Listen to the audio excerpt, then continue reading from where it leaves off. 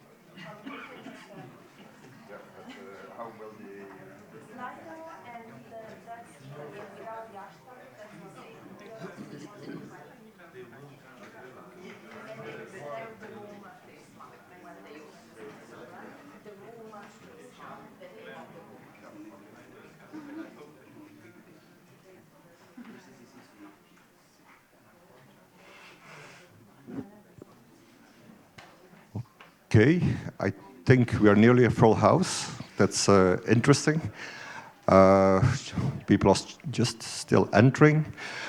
Okay, let's begin with this interesting topic, I think, data spaces. So we have, at the moment, so for the people also at home or somewhere else in this world, online, we are now in Madrid on the EOSC Symposium. So we are one of the 3 breakout rooms. My name is Chris, will be your host for this session. The session will last 90 minutes. So we have an interesting program. It's a follow-up of a webinar that we have done also some months ago, not long ago. It's very interesting also to see the first contacts also with the DSSC, so the Data Space Support Center. And it was really the beginning. So some definitions, some exchanges, who is who, very impressive also to have those contacts. And this is the follow-up. So now we will have some, I will say, a presentation, and then there will be a panel discussion. So we like to have also something interactive. So that means that the people online, they can use their Slido, you too, here in the room. The Slido is, for the people in this room, EOSC Symposium 23. So I don't think that we have a slide. No slides. No slide. No slide, oh, no slide. So, the name, of course, abbreviated as data spaces, but of course we are going to deep dive, have a deep dive in research data.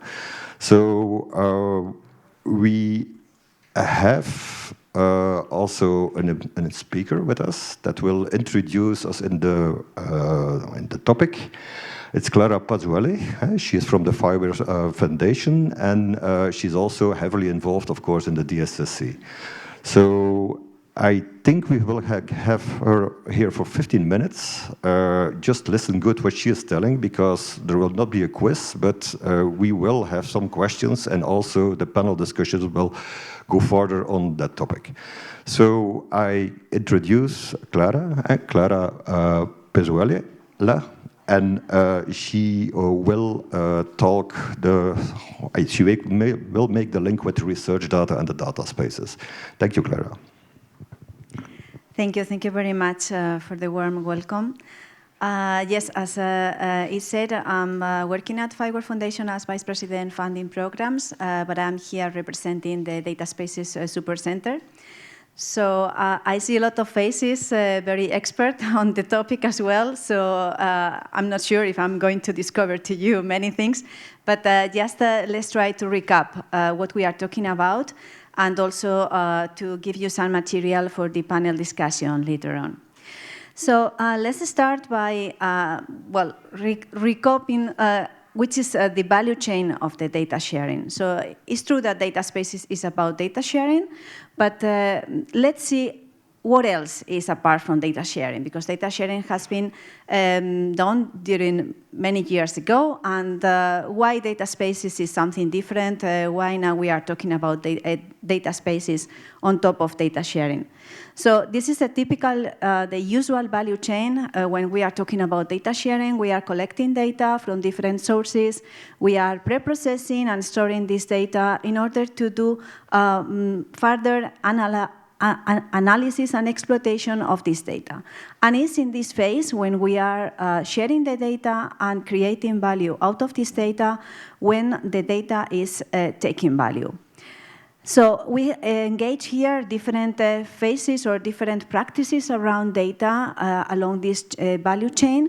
So on the first phase, we are doing more data engineering. On the second phase, when we are sharing the data, we are doing data sharing. And finally, when we are doing analytics and exploitation on this data, we are applying data science. But then, which is the role of the data? So the data can be used or can be exploited in different ways. So it's true that the data is an economic resource, and that's why we are seeing during many years data platforms that are using this data as the basic element in order to exploit, to create business on top of them. This data can be also monetized, because normally around these data platforms, we are creating business ecosystems where partners are joining together, and data providers like to get value out of this data, get money out of this data. But data can be also an enabler for digital business, because digital business requires a combination of data owners, or partners, or context data, and in order to provide customer services. So then the data is also the main mechanisms for create or for foster these business models. And finally, another way or another role that the data may have is to be the driver for the optimization of the business. This is the typical scenario that we can see in the manufacturing supply chain, for example, when the partners around this value chain are sharing this data in order to optimize the process, to create zero manufacturing products, zero defects products, or to improve the way they are doing this manufacturing of the product. So having this in mind, that data may have all these roles, all these, let's say, benefits, why data spaces? Which is the role of the data spaces? So first, because they can integrate easily in this data value chain the the ecosystems. So they can create ecosystems around these data value chains. They can also support and facilitate this data sharing, because it's true that so far there are already mechanisms in place for data sharing, but the data spaces are going a step further and facilitating easier this function. In the same time, they are creating the trusted environment in order to share this data. So they are applying or putting in place mechanisms in order to be more trusty and to ensure the sovereignty of data. This, in the end, is improving also the quality when you share this data in order to provide a better value out of this data. So if we look at this pyramid, I think that it is clearly seen that data spaces is not something that is starting from scratch. We are leveraging on what is already done before. So initially we had the digital ecosystems where we transform the enterprises, the society from non-digital to digital. Then we realized about the data that we were able to collect through these digital ecosystems. Then we started to share this data through data platforms, through data ecosystems. And finally, in the peak of the pyramid, we have the data spaces that are leveraging on the data sharing. And all of this is aligned with the European data strategy, which is trying to create this single market of data, and data spaces can also support this strategy from the European Commission. So if we try to define what is a data space, that is not an easy task, and we have been discussing in the Support Center a long time ago to define or to come up with a tangible definition of what is a data space. In our glossary, we are defining a data space as a distributed system defined by a governance framework that enables trustworthy data transactions between participants while supporting trust and data sovereignty. So, of course, we can have several definitions about what is a data space, and probably we are using similar or parallel terms. But in the end, the meaning of the spirit is to have this kind of infrastructures that provide, first of all, a distributed structure of the digital assets, a governance framework in order to regulate the ecosystem around the data space, and mechanisms to ensure that the transactions of the data in this ecosystem will be trusted and will ensure the data sovereignty. It's clear that we have, in contraposition, different or pre-existing instruments that are not exactly a data space. So a data space is not a data lake where you are putting all the data together and moving all the data in this centralized data lake. It's not exactly a data platform, because a data platform is also implying that you need also to put the data together and to engage or integrate users and providers of this data into the platform. And it's not only a digital ecosystem, because a digital ecosystem can be everything. So it's something else. So which are then the benefits or why data spaces is something different from what already exists? Well, first, because they are trying to remove these barriers for data sharing. It's true that if you are already engaged in a data platform, you can already share data with your closer partners or with your private or own ecosystem, but data spaces are thinking in sharing data outside of your world. So sharing data with other partners, with other entities where you are not used to share data usually. And this is thanks to put in place mechanisms for ensuring interoperability, ensuring trust, ensuring sovereignty. Belonging to data spaces, you can also minimize the risk of sharing, because you are, for example, minimizing the risk and also finding new incentives, because, for example, you can reduce cost because you don't need to have all the data on your side. You can use the data of others when it's needed only and not all the time. You can access to more data that is not exactly in your ecosystem, that is outside your ecosystem. So you can have these kind of benefits as well. Of course, a data space can operate with different types of data, can operate with data that perhaps is only coming from your domain. If you are in a manufacturing domain, you share usually data with your domain, but you could perhaps want to share data with other domains like energy. So then you can share also, and you can use the data spaces, the cross-domain data spaces, in order to do this sharing. They have the possibility to involve a large variety of participants. Normally, your ecosystem is more or less small, but through data spaces, you can expand this ecosystem. And it can be done directly or through what we call intermediaries, wherever they are. And also, you can federate with other data spaces. For example, the catalogs of the data or the services of these data spaces can be federated. So through this federation, you can not only access to your catalog, but also to the catalog of different data spaces. And of course, they ensure that the European rules and values are respected. So there are different models where you can get value out of data spaces.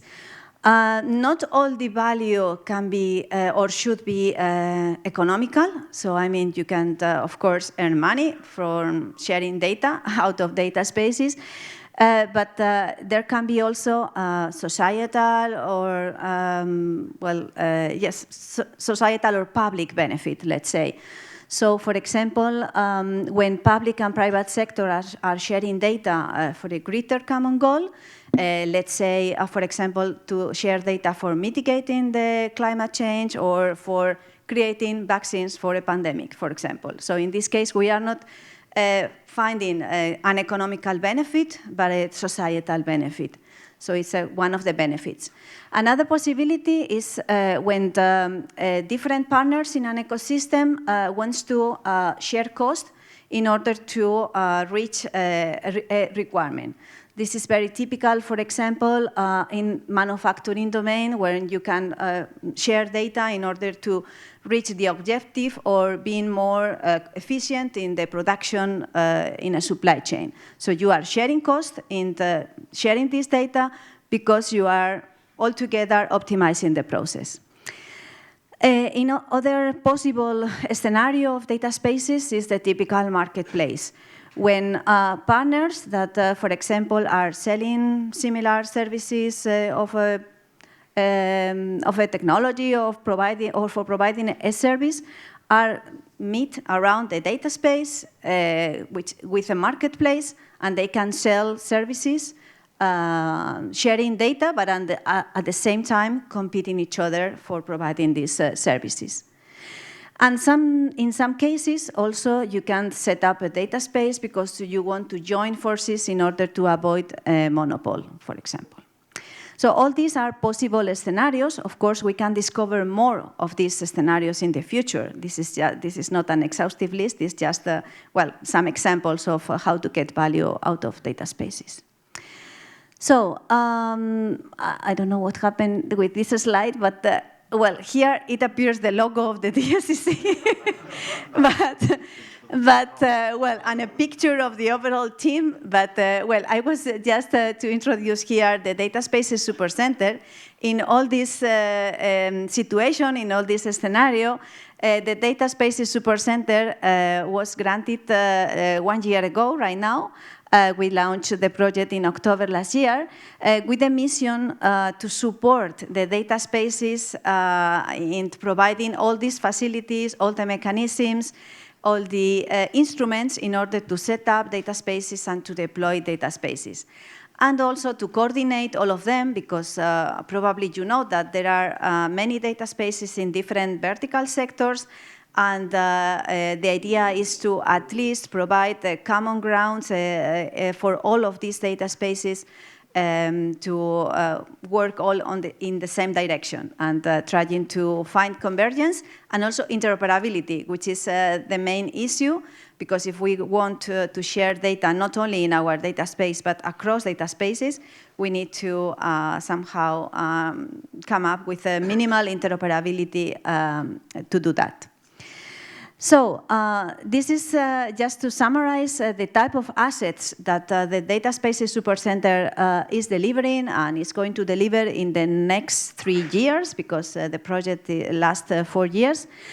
And we have already delivered a starter kit, which is a kind of guide for newcomers to the data spaces. Of course, if you are an expert in a data space, perhaps it's not very relevant for you, but for newcomers, I think it's a very good introduction.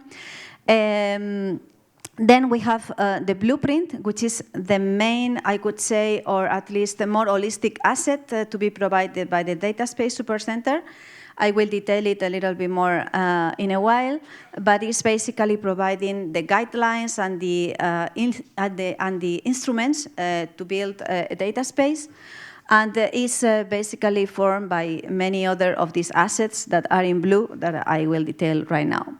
We are also providing a radar of data spaces where all the data spaces can be positioned according to, well, to the nature, to the maturity, to the level of development.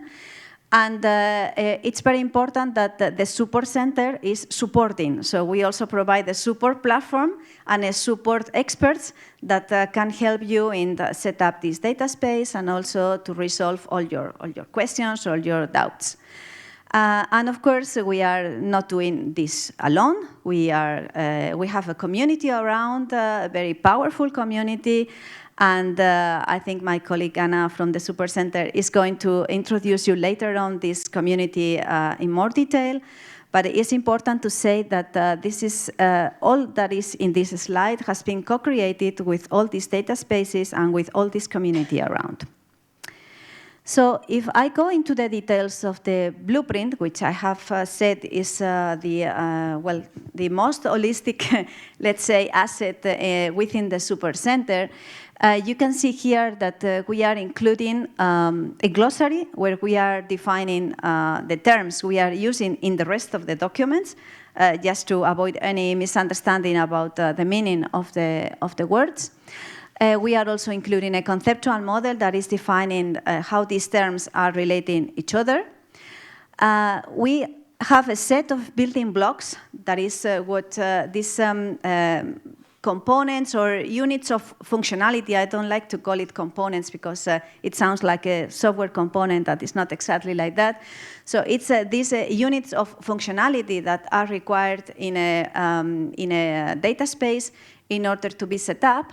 And this, in the case of the technical building blocks, because I will see that we don't have only technical building blocks, because a data space is not only about technology, it's much more about business, it's about governance, it's about legal. In the case of technical building blocks, we are also providing specifications about how these building blocks looks like. We are also collecting standards and the specifications around each of these building blocks in the case of technical building blocks. So you can have a look at the proposed standards and also reference implementations that exist already there in order to build these building blocks. So all this material will be released, the preliminary version 0.5 that I call, is released by the end of this month, so next week, at the end of next week.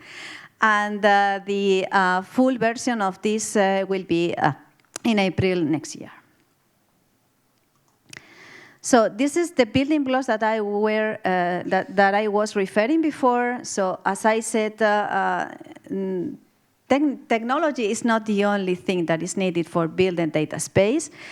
We need also to take care about which is the business models and the business framework behind a data space, why the motivation of building a data space, and how to make benefit out of this data space.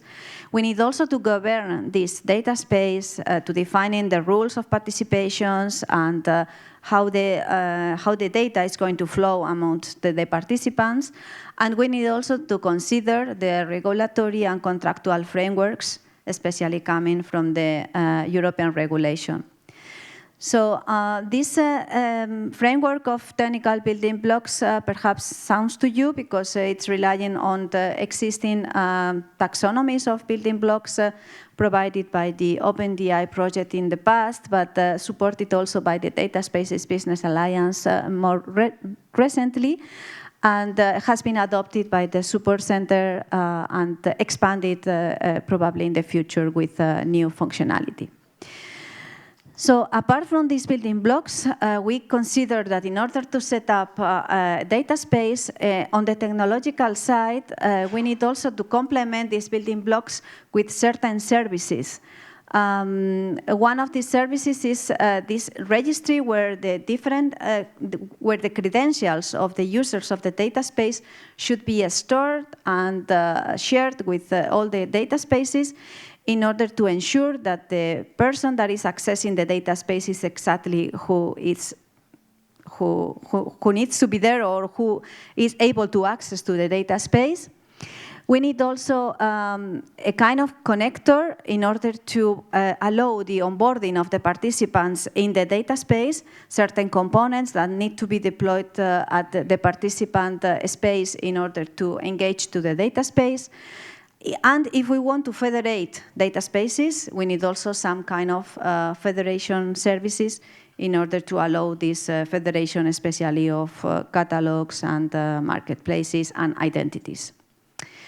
So these are somehow the capabilities of the data space in terms of functionality. You can see that here we are dividing the structure in the building blocks for ensuring interoperability, building blocks for ensuring sovereignty and trust, and building blocks for ensuring the value creation on the technical side.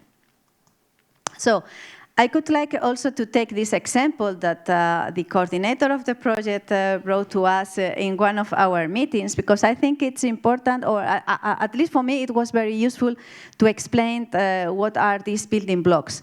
In the analogy of a house, of the construction of a house, the building blocks could be the windows, the roof, the walls of this house, in order to allow to the different participants on the construction, in this case the roles, to build the house. And for that, they need also some tools complementary to these building blocks in order to build the house.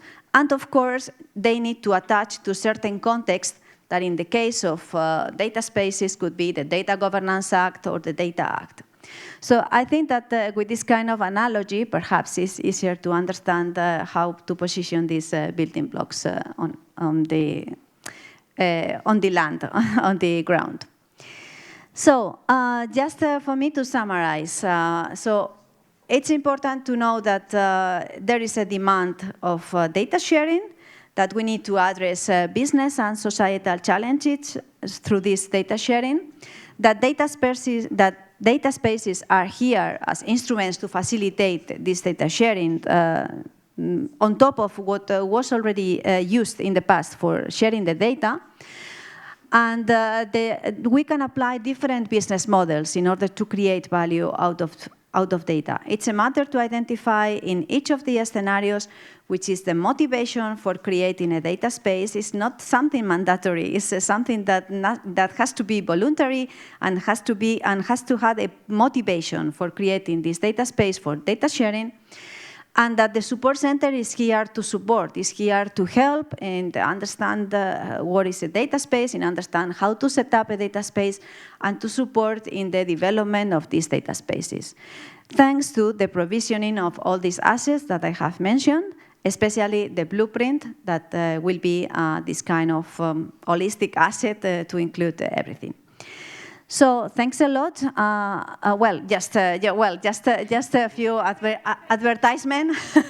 So if you want to get engaged to the support center, you can follow us the website. You can get support from us through the website as well. And we recommend you to join the thematic groups about different aspects, business, governance, technology, and being involved in that. And participate in the monthly Insight series and also in the symposium next year in March. So now I'm done. So thank you very much. Thank you, Clara. Just remain with us. We will ask some questions, but just I want you to have your opinion. We have a full room. People of the online community don't see that, I guess, but well, it's the research community. So it's rather, I will say, data spaces are new for them. You are new for them. You learn also about the research interest. Why do you think that this room is completely full booked?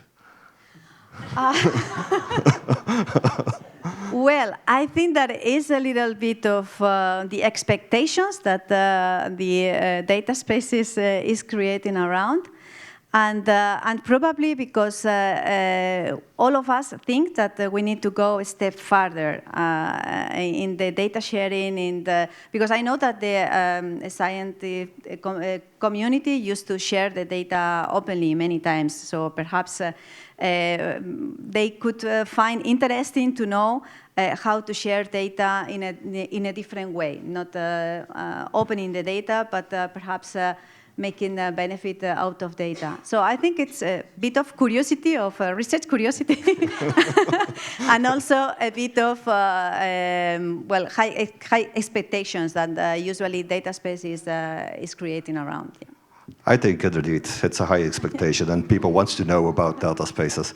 So Clara has to leave us, so I don't think she will remain until the end. So there will be more questions also during the panel, but I'm happy to take one question of the floor. If there is somebody willing to ask something to Clara, I think Frederik Koppens.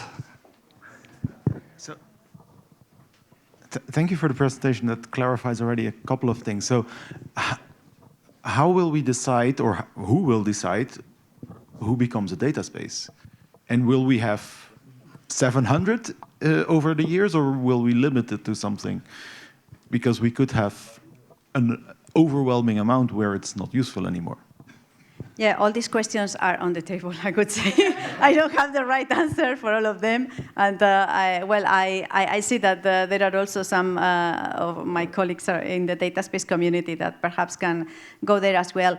So regarding who is deciding how or when and why to create a data space, I think it can be different scenarios. As I said, depends. Some case will be a business partner that wants to create this data space because he or she thinks that the business will be better if he or she shares certain data with others in order to make a bigger business. I'm thinking in tourism, for example, if a big player in tourism would like to share data with some business partners in order to expand the business. But could be also, for example, a community of cities that would like to share data in order to provide well, better services for citizens that they are sharing because they are nearby or whatever. So I think that it will depend on the motivation of the data space. We are creating certain instruments to help people to discover the motivation of a data space. And it could be different. There could be different reasons for creating a data space. There is not only one reason. And the second question about how many data spaces will be. Well, so far there are more or less, well, at least the ones that are under the umbrella of the European Commission is more or less one data space per domain, so more or less. But of course, the data space can be constituted by 4 or 3 partners that are joining together and creating a data space. So I think for me here the key point is the federation. So if you are in a small data space, but perhaps you are federated to a bigger data space with a wider scope, and then this data space is also federated in a bigger and bigger data space. So network of data spaces, I would say. Okay, thank you, Clara. I think we can finish this session now with Clara.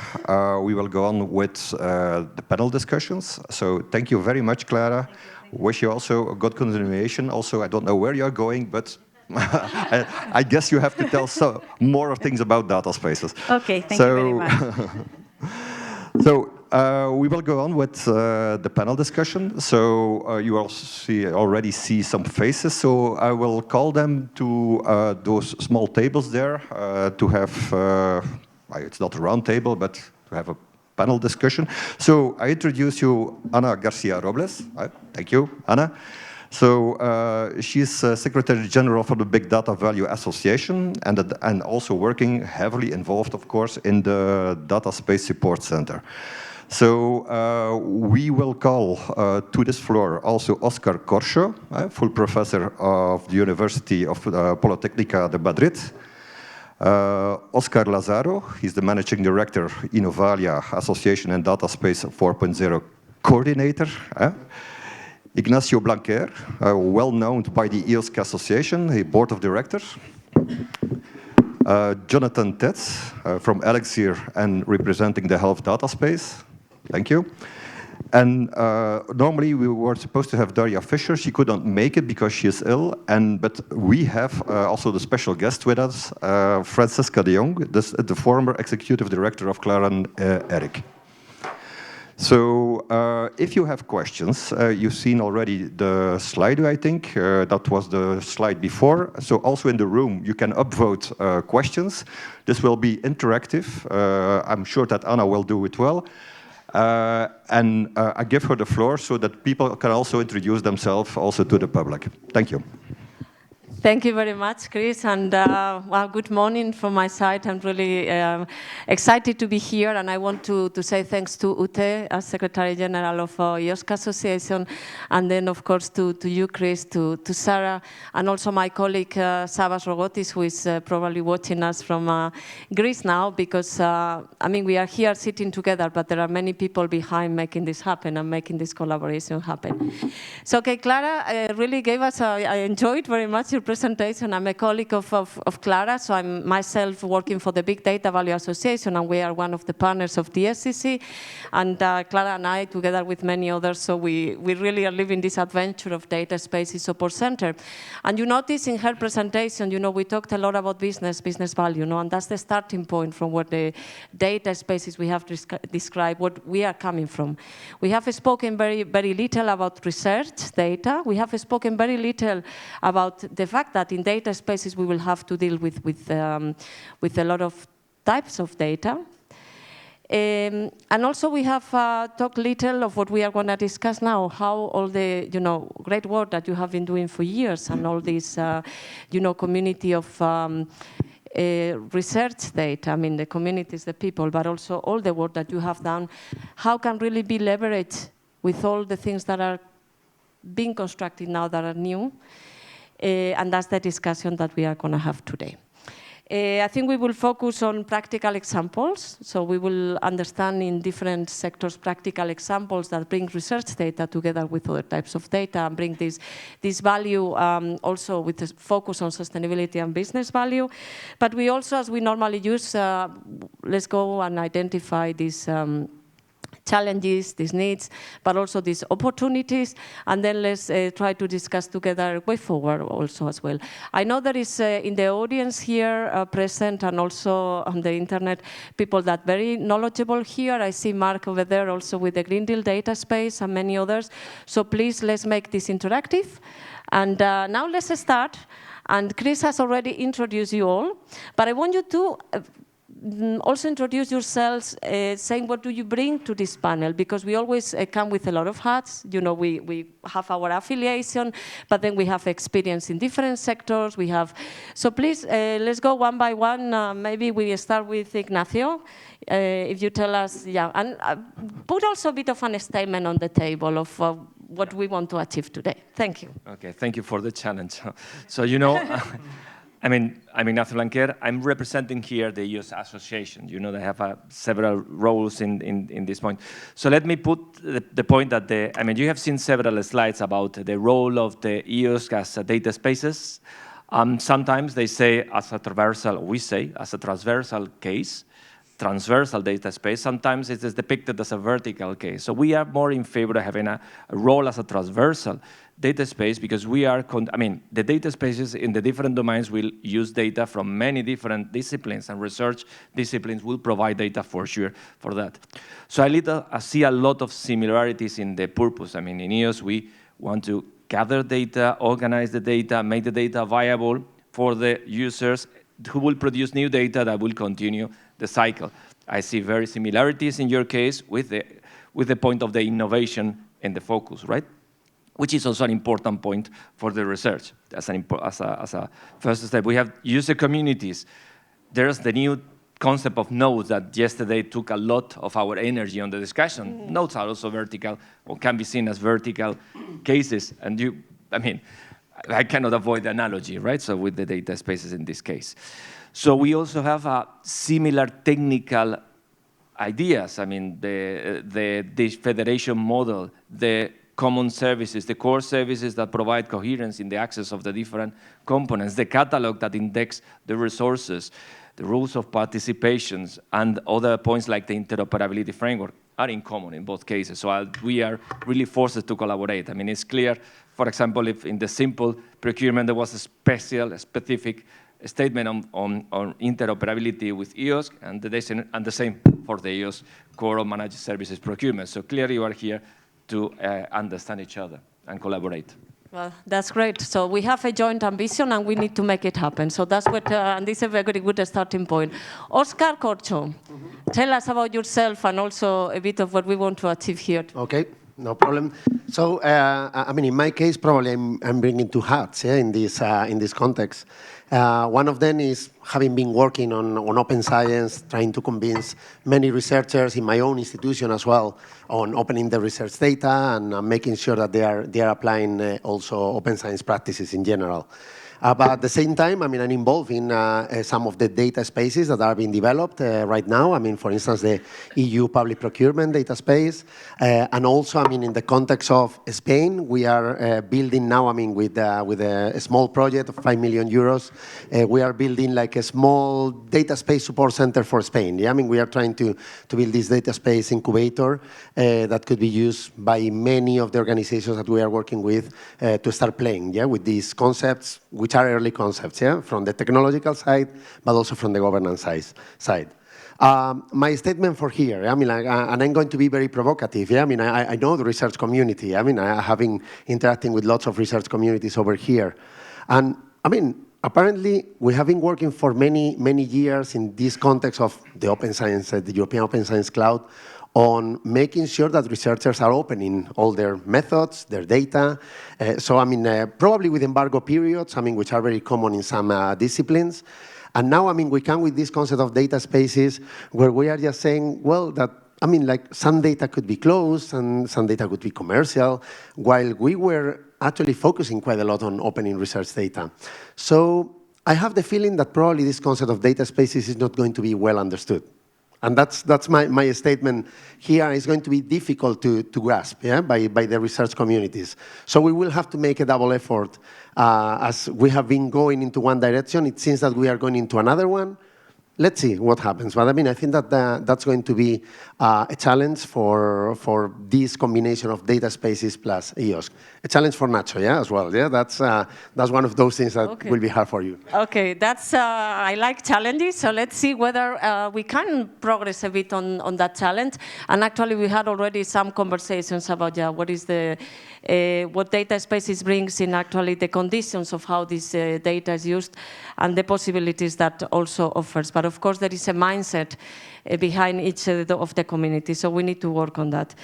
Now I go into Francisca. Tell us a bit more about you and what you represent and your statement. Yeah, I was introduced as a former director of Clarion Eric, the research infrastructure for language resources. I have a background in natural language processing, worked in that domain for more than 30 years, so very familiar with language models. Nowadays we call them large language models, but language models have always been the basis for speech recognition, machine translation, text mining, and all that. So this is my background, and in Clarin we have established something that I would call a data space avant la lettre. And I'm pretty sure that this is true for a number of other European research infrastructures, because we follow this model of federation. We have a network of over 200, I hesitate to say it, but nodes.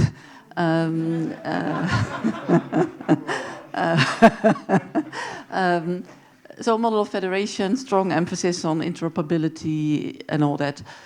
So it is you could say a model for EOSC, but it may also be a model for some of the ambitions in the data space world. So I think if you take those existing models as a starting point, it's not so difficult to explain what a data space could be. And of course, the research infrastructures have always focused on their primary mission, namely to support research. But as always in research, there is this obligation and also the ambition to have impact beyond academia. So collaboration with public sector and industry has always played a role. But in the research infrastructures, the funding was primarily available for developing the support for research. So indirectly, the other ambitions were also served. But the emerging model of data spaces under the definitions that you've been giving and that the Data Space Support Center is focusing on is maybe the moment where more emphasis can be put on developing models that would help commercial parties to benefit from the data that are around, and maybe the development of special licenses, special transaction models, etc. So there is something to be gained to combine these models, but only if you recognize that there are already a number of data spaces around. And maybe as a minor detail, there is a language data space under development under the new models. And this is a party that is making use of functionalities that have been developed in Clarin.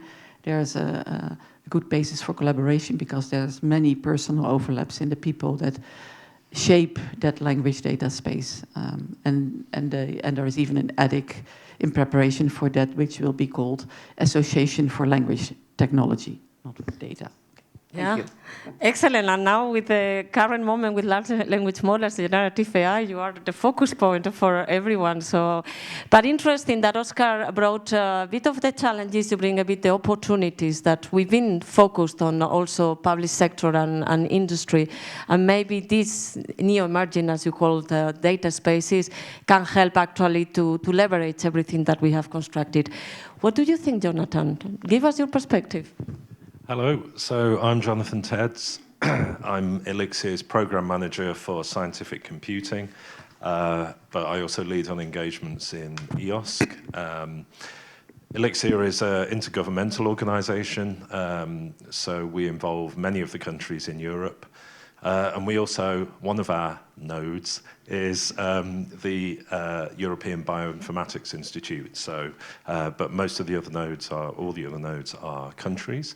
And it now includes most countries in Europe, and more are in the queue to join. So we also play a coordinating role in the life sciences. So I'm sort of here representing 13 different research infrastructures in the EOS Life Science Cluster. So a big diversity, all the way from human data through to biodiversity and other very important plant and other kinds of data sets. So we play a coordinating role in a major initiative called Genomic Data Infrastructure. That obviously touches on many of these important issues around access and identity management. But of course, in order to do outstanding science, we need to be able to correlate and work across this diversity of data spaces as we're describing today. So that's going to be one of the biggest challeners, I think.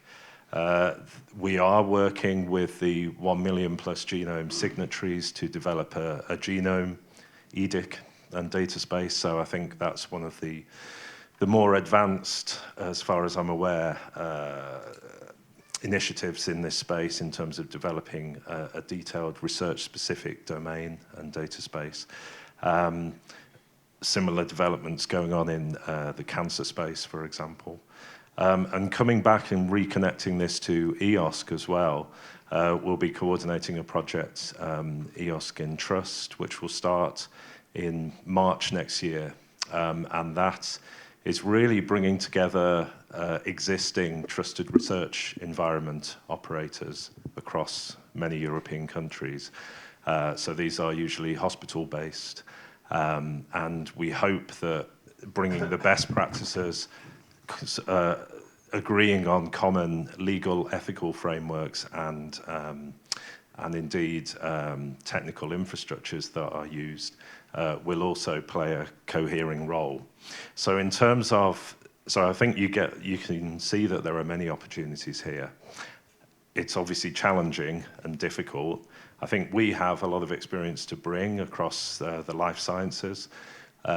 We have an advanced identity and access management services described during this week. They're built on common open internet standards. Those systems are, of course, only as good as the attributes that which home organizations can provide for individuals. So I think the challenge I would make is how can we hit that sweet spot where we are sufficiently generic in our blueprints that we admit this really rich range of public, private data sets, which we know is so important for conducting respiratory health research, for example. I've worked on some projects in that area. They involve a very, satellite data in the space sciences all the way through to biomedical sensitive data, which you can't take outside a hospital trust. So this is the challenge. How can we hit the sweet spot where we have sufficiently generic infrastructure to access these very important public societal data sets, but where we don't lose the ability to connect to these rich research data resources? Thank you, excellent. You're already bringing this important message and challenge. No, different types of data have very different requirements, and how can we really build a blueprint that really encompasses all these different scenarios. Let's try to see whether we can bring some examples in a moment, but we still have one more person, is Oscar Lázaro. Thank you, Anna, for inviting us here today. My hat, as you were asking for introduction, I'm representing the Data Space 4.0 consortia that is actually a preparatory action that is defining the blueprint for a manufacturing data space. So we are actually quite industry-based, and one of the things that I was trying to grasp was a little bit of the best practices that we have learned talking to industry for, I would say, over a year now, in terms of how to arrange these type of things. And the first thing that we have concluded is that when we are approaching the challenge of finding a business value for a manufacturing data space, we cannot think of data spaces as an isolated instrument. It is part of a complete portfolio. So, and I explain a little bit what I mean by that. Industry has been dealing with data for many years. Actually, we started a few years ago just trying to capitalize on big data. And after years, the manufacturing industry is starting to understand how they can extract value of the data that they gather. But apparently, the big data is not big enough. So they need to access other pots of data. And the first question is whether the data space will replace or solve all the issues that we are solving now or addressing now with existing tools. And the immediate answer is no. There is probably an economic reason for not doing that. There is a technical reason for not doing that.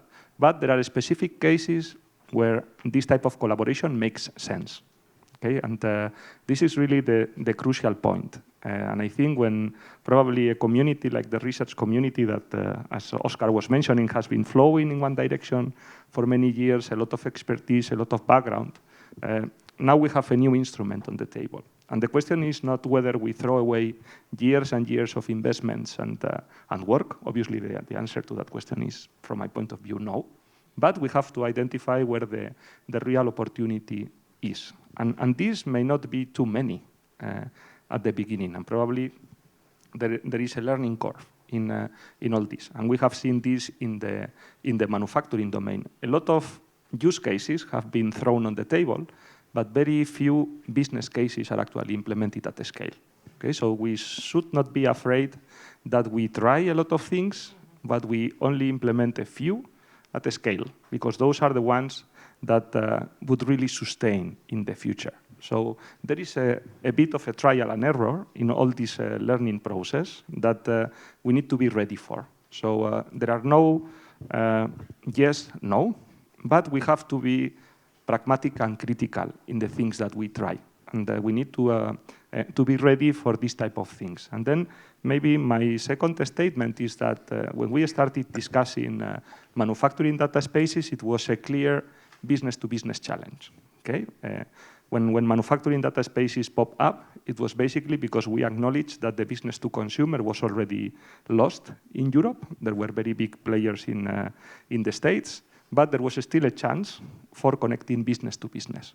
In this process of connecting business to business data, we have also realized that there is a need to connect the business to the government data. And I think now that we are starting to play more and more with AI and we need specific models, probably the connection between business and research or experimental data, that is pre-competitive data, would become even more necessary and more valuable for industry. One thing that is quite peculiar from manufacturing, maybe the colleagues from health would say that some similarities are there, is that the data in manufacturing in production is full of IP. Mm-hmm. So sharing IP is not technically difficult. It's extremely difficult from a legal point of view. Mm-hmm. Okay, so we have you may argue that you have GDPR, but GDPR is one barrier. Then if you have to confront your lawyers in a factory to open a data that could be subject to IP, to a competitor or to a collaborator, that could be even harder than implementing GDPR in the context of sharing. So the value of trying to build strong AI models that can be transferred, that can be applicable to many different areas, that would require pre-competitive but meaningful data to be used. And probably there is an opportunity that connecting a community that is open for this type of research, that is well experienced in how to do that, that could bring a lot of value to the manufacturing sector, from what I think. Thank you, Oscar. So also what I get from you, and I like very much this message of iterations, how we are entering in data spaces, considering the legacy, little by little iterations, and looking at the sustainability. And I think that's a very important message. And I also like very much, this is connected with the comments before, you know, that different type of data come with different needs. And then if we put the whole legal requirements that apply to different types of data, and of course in healthcare you are really working with a lot of sensitive data, that's also a bit of a challenge, right? And we need to almost work with what we are calling these days legal interoperability in between all these different data types. Okay, I give you now the opportunity, as you have listened to your colleagues, maybe to react to someone else's colleagues, and just to, Clara is left because she has now another meeting, but if you have also some reactions to what Clara presented before, so we do connections. So I leave the door maybe to very openly comment on someone else's statements. Very briefly, catching what Oscar has said about, it's true that the case of the industry sectors has a lot of complexity with respect to the PR, absolutely. The point of reusing open data, for innovation and benefit, it's something that I think it should be positive and we have to have very clear licensing for that. So license of the data in a specific condition will be very important. I mean, there are areas in which, for example, in the health domain, selling data is not possible. You have to exploit services on top of them. So, but there are opportunities for that, right? So I think that working in our communities on the research data, on the license will be very important. Anything else? Any other comments? I know this point of the licensing also you highlighted a lot, Francisca, before. Any reactions? I can't resist the point that selling health data is really easy. That's the problem. we are involved in making sure we regulate and manage this properly. That is a big I don't know if it was brought up by one of my colleagues, but I think we talk about individual data spaces, but of course the most interesting part also given the AI evolution and is that for many use cases heterogeneous data is very important, and of course in the language domain we've always been aware of this because first of all there are many languages but also in many formats, speech, text, multimodal, etc. But of course there's also the interaction with other types of data in the context of which language is used. So I think we still see this as a challenge, but I think it is a challenge for all the data spaces. That's very good. Now let's move a bit into concrete examples because I mean we always talk generically. There is a question from. Yeah, I mean I think we have a nice question online, and it's a provocative question for the panel. So I think it's nice to. So how to ensure that the data space creators don't fall back to known concepts and go towards yet another catalog. And there are many questions about which are the overheads that the data spaces can alleviate. Can you elaborate on this? Who wants to answer the question? Okay, Oscar. I can take the first one, if I remember correctly. The first one was related to, if you can remind me quickly, the catalog. Yeah, no? to make sure that. Okay. Catalog is part of a data space. I think if you remember the picture from or one of the slides from Clara, you could see catalog as one of the words. But I don't think that is the key element. Okay, the first one and the reason why data spaces started is basically not because we cannot agree on vocabularies or catalogs. It's basically because we need to have some control on the usage of the data. Okay, and I think this is really what makes a little bit different data spaces from other type of solutions where we have maybe focused more on the control, on the identity management examples that were brought into the table. This is part of the building blocks, but if we want to implement data spaces, we need to go one step beyond that, and that is what is usually associated with this word of sovereignty. That is the one that we usually relate with data spaces. So catalog, absolutely necessary. Shared vocabularies, indispensable if we want to ensure interoperability, but none of that will fly without control on usage of data. That is very much connected. How do we enforce, monitor, and trace these licensing terms that are part of these contracting mechanisms that we have in the data space? And the second one was a little bit trickier. That was? Yeah, which are the overheads that the data spaces can alleviate? I was just attending a meeting, I think it was on Tuesday, that we were discussing Data Act and Data Governance Act, and how applicable or how a nightmare that would be for manufacturing data space. I can summarize nightmare. Okay, but very good opportunity. But from a lawyer perspective, they already anticipate a lot of litigation on that. But one of the key elements of the discussion during this day was actually that okay, we have all these different elements on the table, but at the end of the day, if you think about the picture from Clara, you have one single point that is the connector. That is what controls your data, and you have a point where a particular data, you can call it data object. I think here everyone will understand what the data object is. So you can think that you have a single point of control and access on your data object for n or thousands or hundreds of thousands of users. At your system now, you have M2M permutations of this type of control. And that is scaling or is stopping this type of scale in the time of sharing.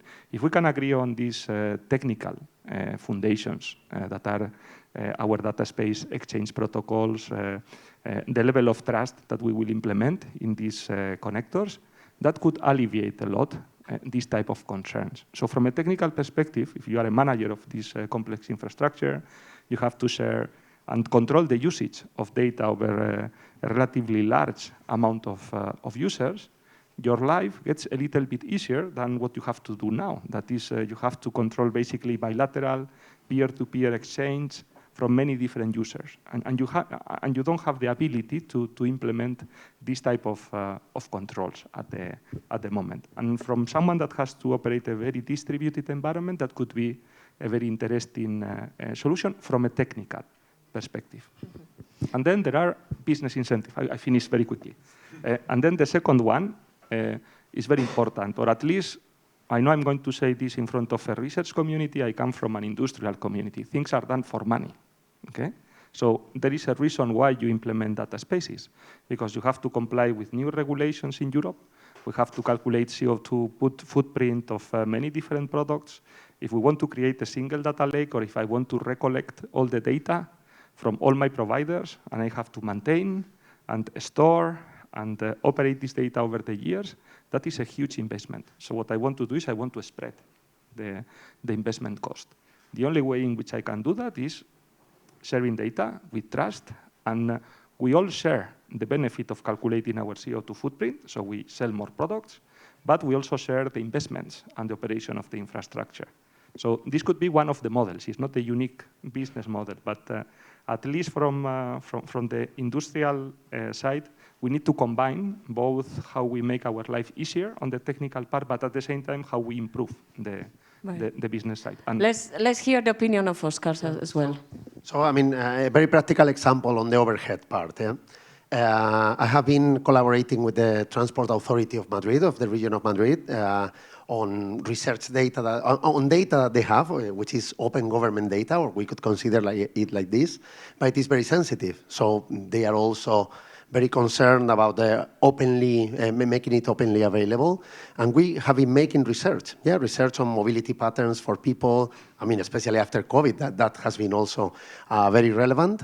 And the overhead that I would have avoided, if there were this concept of data spaces had been a little bit more developed, would have been all the negotiation phases that I had to do for more than 1 year in order to sign an agreement just to use that data, which is only signed with my institution. Considering it something that should be open data, it's only signed with my institution. So I can only do that research with my master students, with my PhD thesis students, and so on.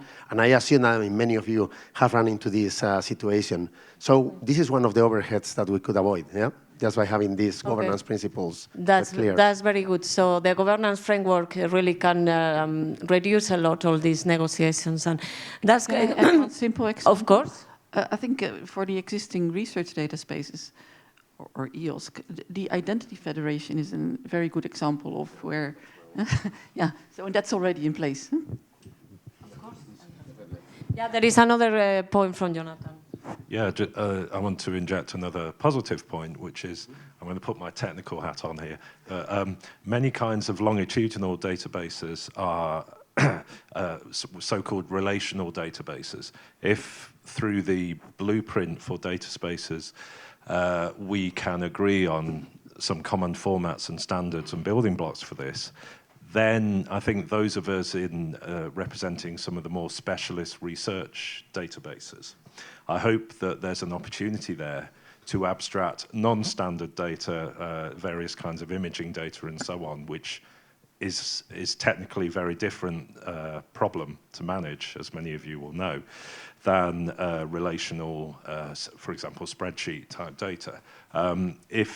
If we can help by making a translation where it's useful to do so, then I think that makes all these interdisciplinary research problems, which is actually what a lot of society's key questions are about. Wow, very, very good question. And now we have seen a lot of optimism and a lot of positive answers. Just maybe I will comment also in the way the question has been formulated about the data space creators. And here we need to emphasize the participative approach, where there is not a single kind of centralized organization that decides, oh, I create my platform, my catalog, connect to me.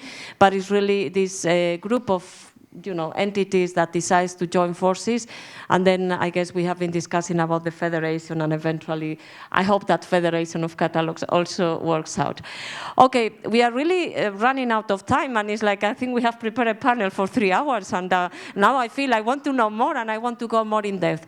At least let's go a bit to some examples. I know during the questions you already have been given examples, but still I'm interested in particular examples in each of the sectors, domains you are experts, where this research data has been combined with other data and what kind of innovations have been created, either in the paper or in reality. Who wants to start?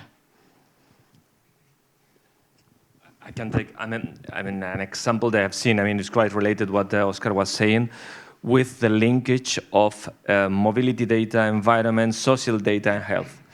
These 4 domains are very, can give you a very good view of how is your population. I've seen in Brazilian cities that they are making this in order to understand who are moving, the population that is moving, the economic situation of the population, and also the relation of the health in the different domains at the epidemiological level. So I think that's a good example that can be really fostered. And can we say in the example, let's say the users of this are the policymakers, so to speak? Okay, so researchers and policymakers. Okay, that's good. Another example? Yeah, you have. Okay. An example that springs to mind is for the domain of languages and the multilinguality of Europe. When the war in Ukraine started, immediately in many of the Eastern European countries where a lot of refugees from Ukraine were arriving, people started to build machine translation tools based on existing language data available for all the languages involved and the language pairs involved, to quickly create apps that could be used to communicate with the refugees. So that's a combination of data in multiple languages, vocabularies, translation models, translation pairs, etc.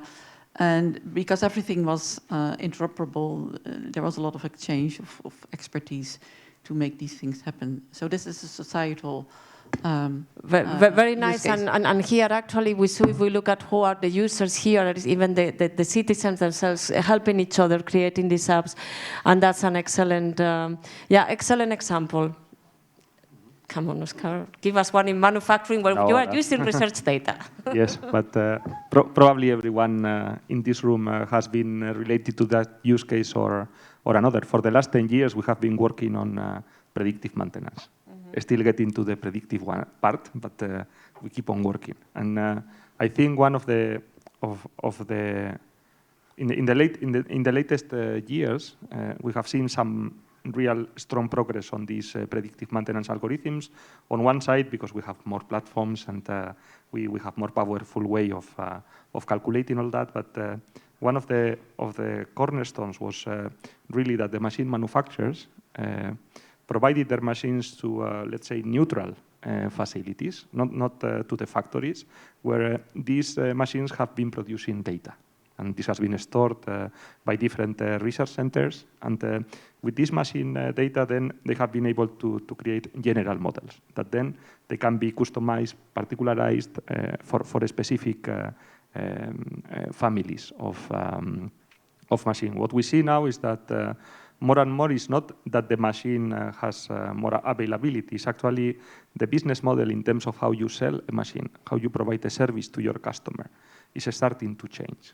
And some of the providers of the machines, as part, they are modifying their warranties in the equipment that they sell based on these models that have been created with research data. Because having access to the actual data that the machine is generating, then they can provide different. So it's a change, actually, even evolution of the business model that is generated through the use of this data that was generated not in the actual factory, but in a more neutral environment. And I would like to connect this with a very big investment that was recently made by the European Union, creating this network of testing experimentation facilities in AI and manufacturing across Europe.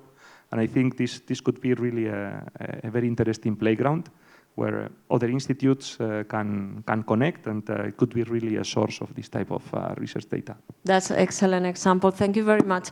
We had examples before about mobility and healthcare before, because we need to go little by little closing down. But first, before going to final statements, any comments, questions from the audience here in the room or maybe further away? The gentleman over there.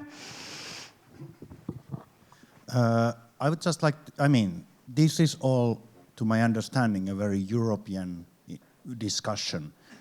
How much connection do you have with international arena, and what would be the best tools to do that? Yeah.